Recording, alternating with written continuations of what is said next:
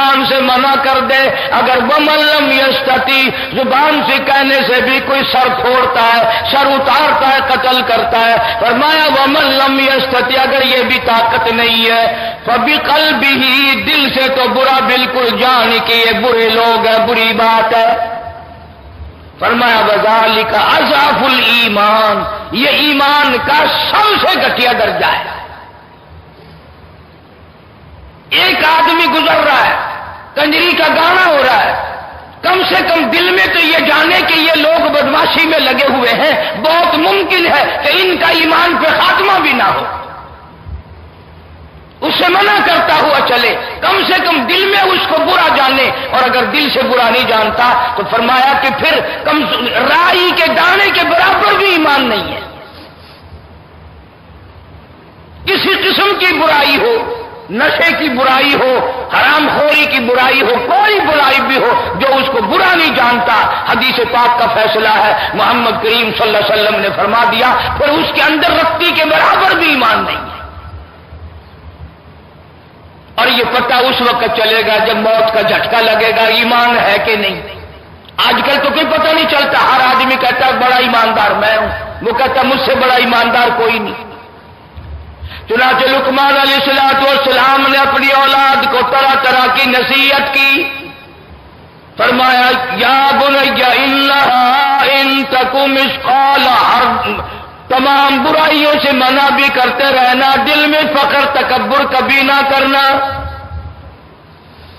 ارشاد فرمایا مدنی کریم صلی اللہ تعالی علیہ وسلم نے جس کے اندر تکبر ہوگا, رائی کے دانے کے برابر بھی فخر ہوگا, جنت میں جانا تو درکنار جنت کی ہوا بھی نصیب نہ ہوگی.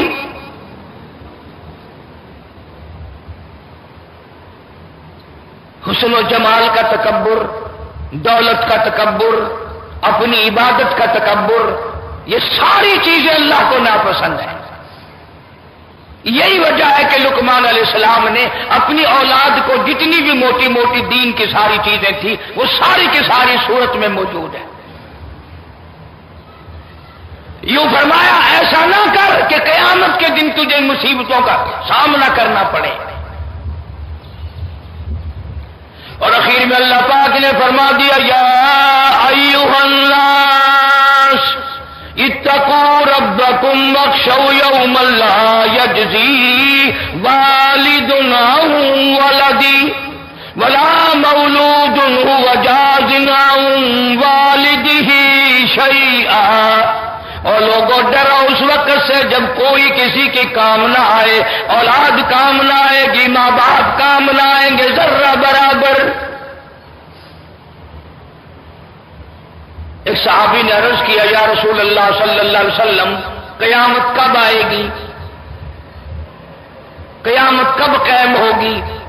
فرمایا من مات فقد قام قیامت او کما قال, فرمایا جو مرد جس کی موت آ گئی اس کی قیامت بھی آ گئی, جس کی موت آ گئی سمجھو اس کی قیامت بھی آ گئی.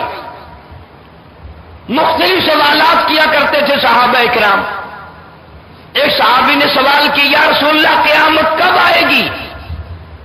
جلال آ گیا کالی کملی والے صلی اللہ علیہ وسلم کو. فرمایا قیامت پوچھ رہے ہو, کیا تیاری کر رکھی ہے قیامت کی؟ جو انتظار ہو رہا ہے قیامت کا, کیا تیاری کر رکھی ہے؟ اب نبی کے جلال کو صحابہ سمجھتے تھے نا, اور کون سمجھ سکتا ہے؟ فوراً عرض کیا صحابی نے یا رسول اللہ میرے پاس اللہ اور اس کے رسول کا نام ہے قیامت کے لیے, اور میرے پاس کچھ نہیں ہے. اللہ کی محبت ہے, اس کے پیغمبر کی محبت ہے, میرے پاس قیامت کا یہ سامان ہے. حضور اکرم صلی اللہ علیہ وسلم نے مسکرا دیا. کیا شاندار جواب دیا صحابی نے, ہم قیامت کا انتظار کر رہے ہیں مار کھانے کے لیے, صحابہ کرام انتظار کرتے ہوئے قیامت کے دن اللہ سے ملاقات کرنے کے لیے. 5 چیزیں اللہ پاک نے سورت کے اخیر میں ذکر فرمائی کہ ان 5 چیزوں کا کسی کو پتہ نہیں, کوئی نہیں جانتا کہ ان 5 معاملات کے اندر کیا بنے گا اور کیا ہوگا. ساری سورت لقمان کا خلاصہ ان 5 آیتوں میں اخیر میں اللہ پاک جل شانہ نے دوہرا دیا. پوری سورت میں جو مضمون تھا